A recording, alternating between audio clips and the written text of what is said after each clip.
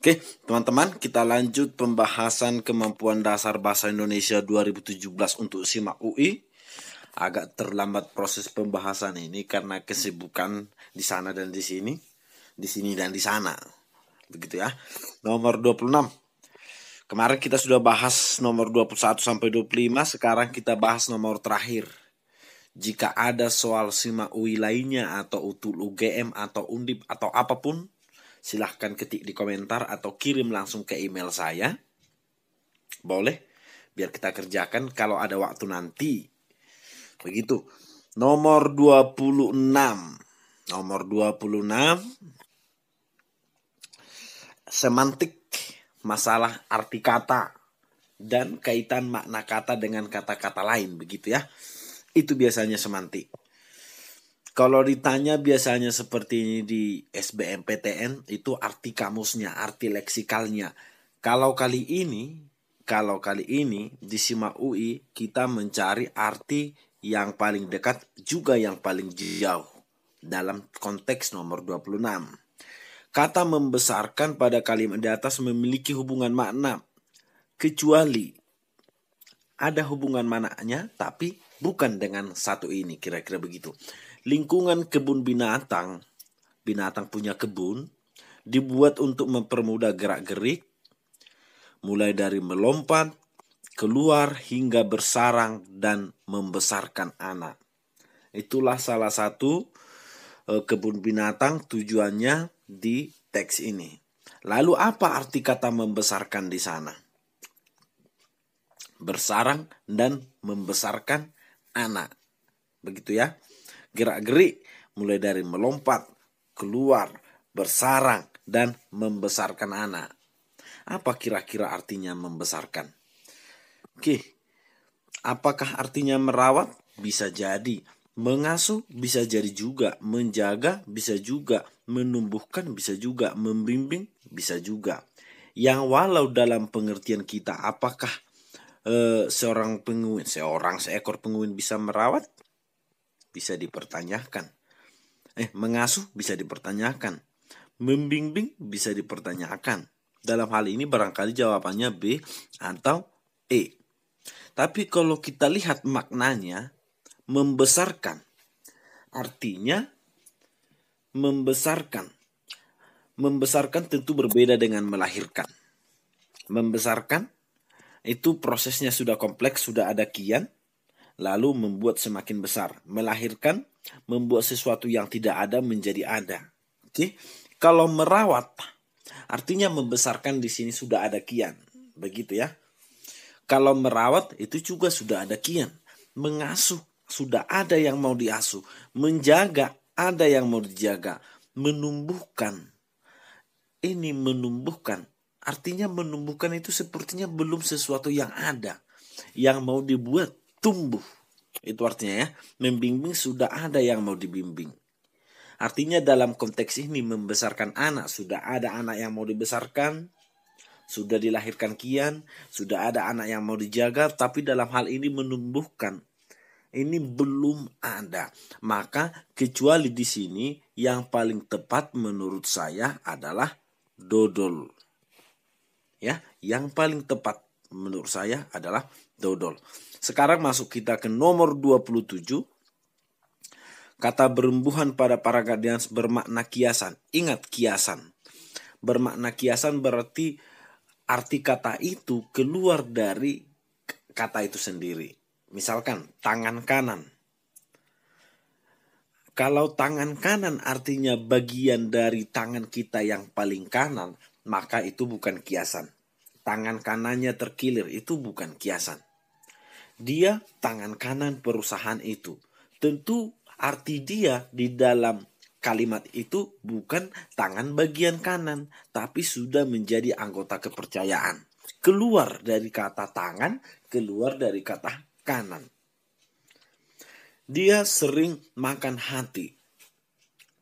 Dia sering makan hati ayam karena sakit. Artinya makan hati di sini memang betul dia memakan hati. Perbuatan ibunya sering makan hati. Gak mungkin. Artinya di sana sudah keluar dari kata makan, sudah keluar dari kata hati. Itu sudah konotatif. Konotatif, idiomatis, dan kiasan itu sama saja. Oke, sekarang kita mencari kalimat atau kata yang kiasan. Kalimat satu katanya, mencium. Bayangkan jika kita memasuki ruangan dan mencium aroma kue. Mencium kan memang sesuatu dari hidung. Ada aroma bau atau harum, begitu ya. Artinya kalau mencium di sini masih dekat ke bau dan harum dan itu ke hidung, maka itu bukan kiasan. Oke, kalimat satu bukan kiasan. B, tersiram. Lihat juga bagaimana sebagian dari kita begitu menikmati bau tanah yang baru saja tersiram hujan. Mencium tadi kalau dengan hidung itu pasti bukan kiasan. Saya mencium aroma kesuksesan setelah kalian melihat dan menonton video ini. Saya tidak mungkin bisa membaui kalian setelah menonton video ini. Maka dalam kalimatku itu adalah sebuah idiomatis. Saya mencium kesuksesan. Tidak mungkin bisa kesuksesan kucium itu bau atau busuk gitu ya. Artinya di sini tersiram juga. Tersiram itu memang betul-betul artinya ada air disiram. Begitu ya. Kalau kalimatnya seperti ini. Kemarin dia tersiram hujan berkat. Itu artinya dia bukan tersiram oleh air tetes hujan. Jadi artinya di situ menjadi kiasan. Tapi dalam konteks kalimat ini adalah denotatif. Jadi bukan. Saya pikir kalimat 3 juga bukan. Bau aroma tentu berpengaruh, bukan. Oke, kita lanjut. Kalimat 4. Bau jeruk biasanya mengangkat suasana hati kita. Ini adalah idiomatis. Mengangkat, kita tahu artinya mengangkat dari atas ke bawah. Yang mengangkat itu biasanya kalau tangan ada tenaga fisik tertentu. Ini bau jeruk. Bau jeruk mengangkat. Ini sudah menjadi idiomatis, sudah menjadi kiasan. Tidak mungkin bau jeruk dalam konteks fisik mengangkat. Tapi kalau dalam konteks fisikis, iya. Artinya mengangkat di sini sudah menjadi idiomatis. Jadi jawabannya sejauh ini adalah dodol. Nomor 5. Meningkatkan, iya. Jadi yang bermakna kiasan di sini saya pikir adalah dodol. Oke. Lanjut kita ke nomor 28, 20 lalu. Oke. 2 tanda baca yang salah. Catat 2 tanda baca yang salah. 2 tanda baca yang salah. Barangkali mungkin di A, di B, di C, di D, dan selanjutnya ada yang salah. Tapi cuma 1. Kalau cuma 1 berarti jangan itu dulu kita jawab. Sekarang dia tanya 2 tanda baca yang salah. Tanda koma setelah kata pincel dan petik tunggal pada kata ekor kecil. Oke. Tanda koma ini selalu muncul ini. Oke. Kata pensil dimiringkan karena memang itu yang sedang kita bahas. Itu tidak masalah ya. Itu artinya penegasan, ini yang mau kita bahas. Kata pensil berasal dari bahasa Prancis kuno, yaitu pinsel.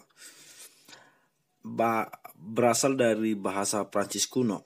Apa bahasa Prancis kuno itu? Pinsel. Artinya ini adalah keterangan aposisi. Keterangan tambahan. Jadi itu benar tanda komanya. Keterangan tambahan itu adalah kalau saling menerangkan. Misalkan gini, Presiden, mohon maaf kalau salah nanti ya, apakah itu ke-7 atau ke-5 atau ke-6 kurang tahu saya. Presiden ke-7 Indonesia. Siapa Presiden ke-7 Indonesia? Jokowi.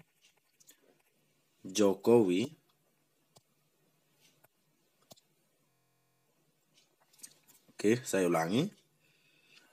Presiden ke-7 Indonesia.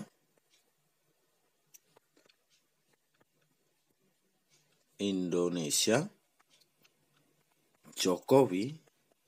Siapa Jokowi? Presiden ke-7 Indonesia. Siapa Presiden ke-7 Indonesia? Si Jokowi. Artinya ini saling menerangkan. Ini juga saling menerangkan. Maka tanda koma di sana adalah sesuatu yang benar. Oke.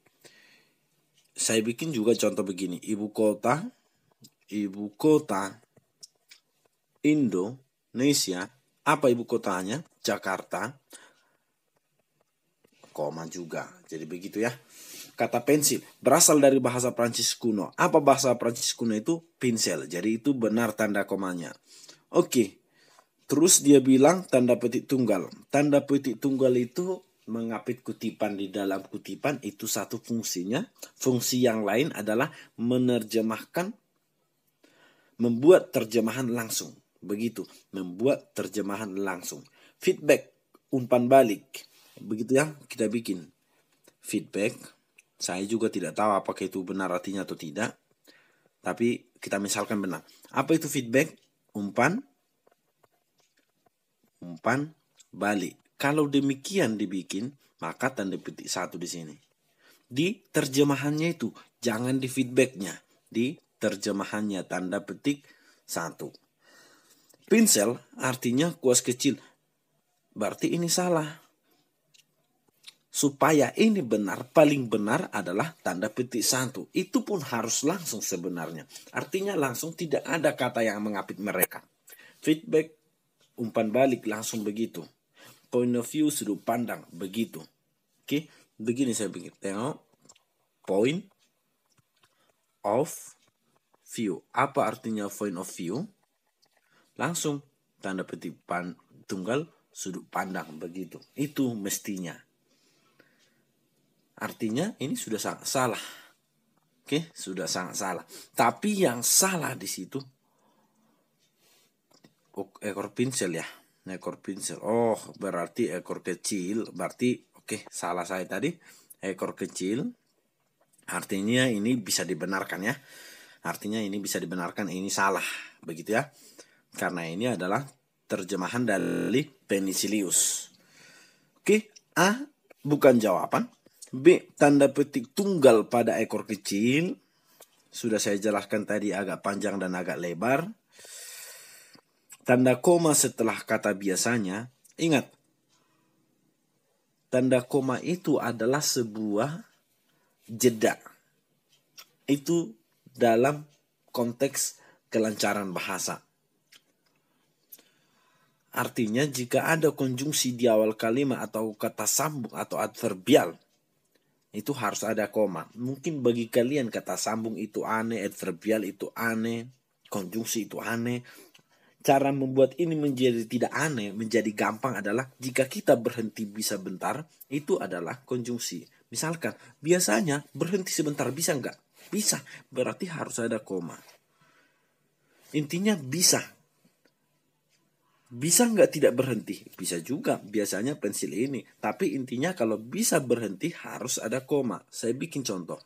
Ketika hujan turun, ibu tidur. Apakah ketika, bisakah kita berhenti di sini? Tidak bisa, maka ini bukan koma. Jadi intinya bisa berhenti, baru ada koma. Saya bikin contoh, akan tetapi, apakah bisa kita berhenti setelah kata akan tetapi? Bisa, maka harus ada koma. Intinya kalau bisa berhenti, ada koma. Bisa nggak lanjut aja? Bisa.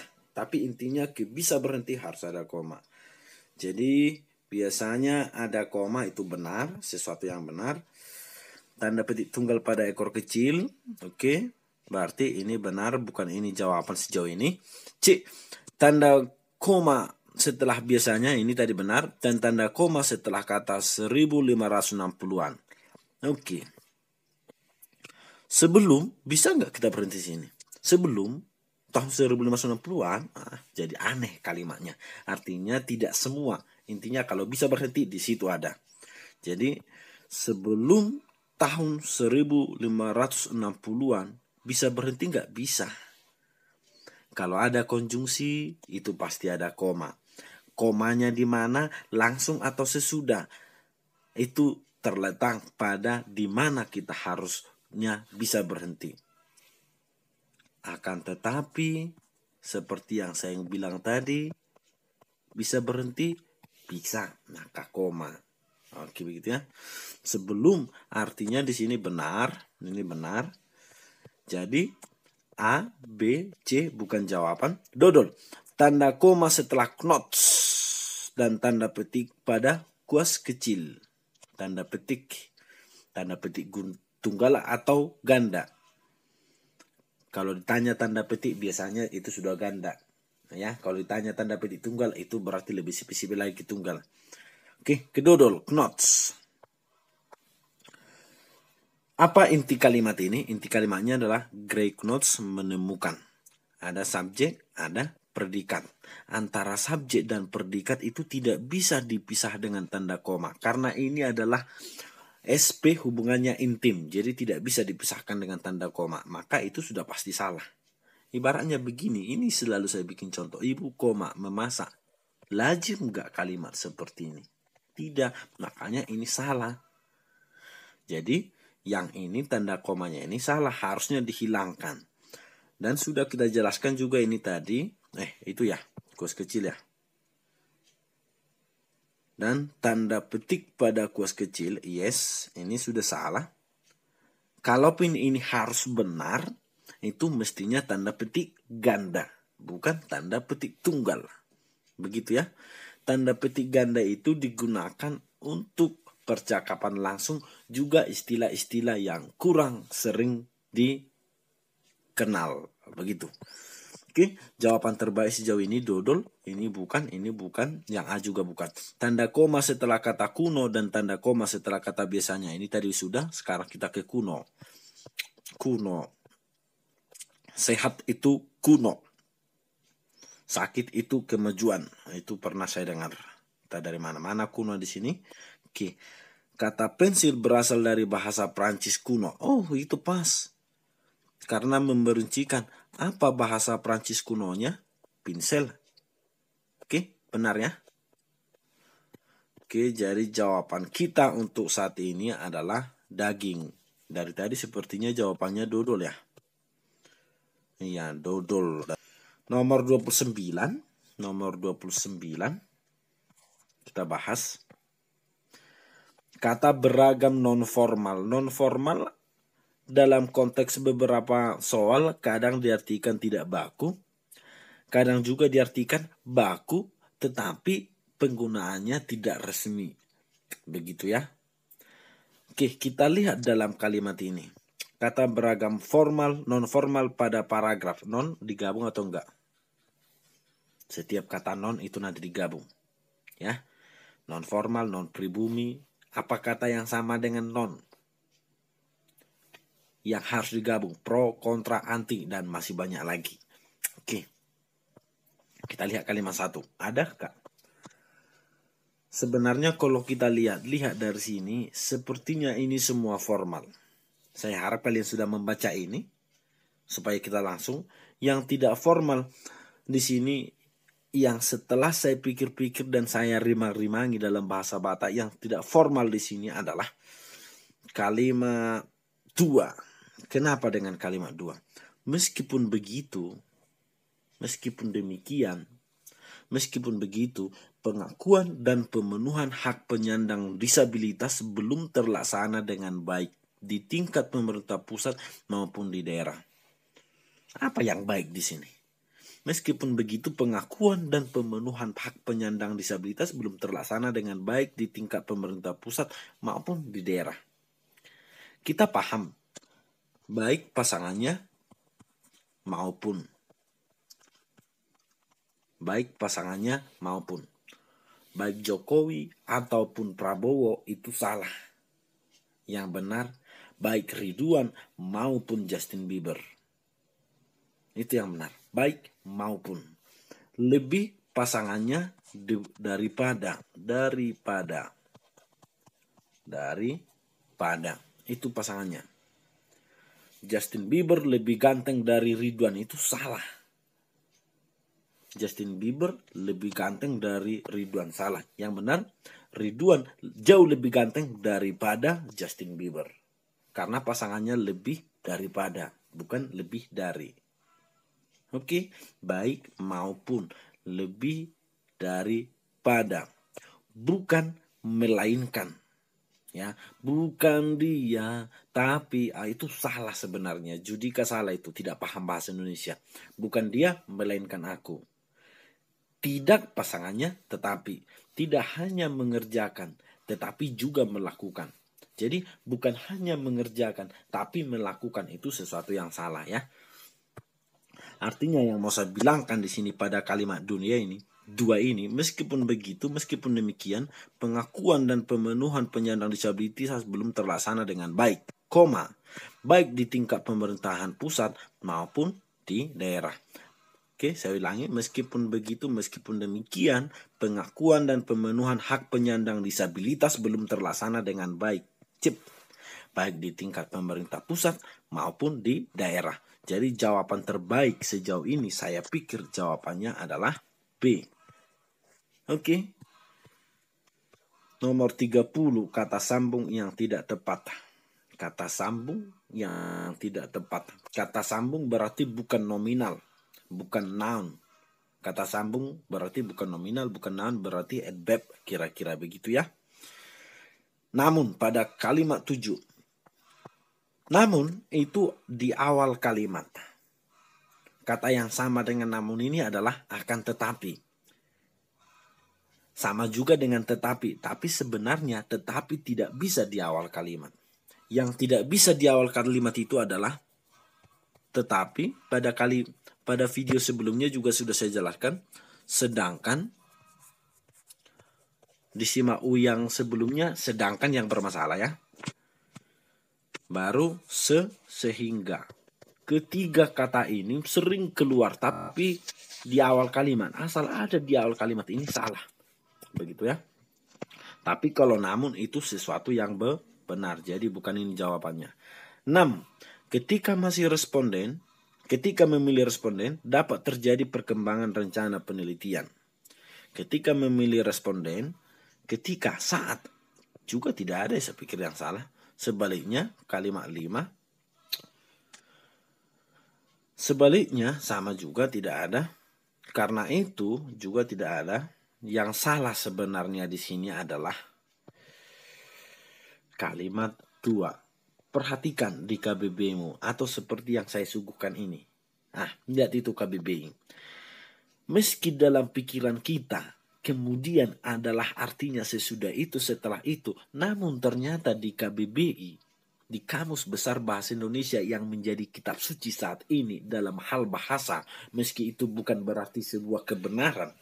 Tapi untuk soal ini, maka sesuai dengan KBBI itu, maka jawabannya adalah A. Karena kemudian posisinya bukan sebagai kata sambung, tapi sebagai noun, sebagai nomina.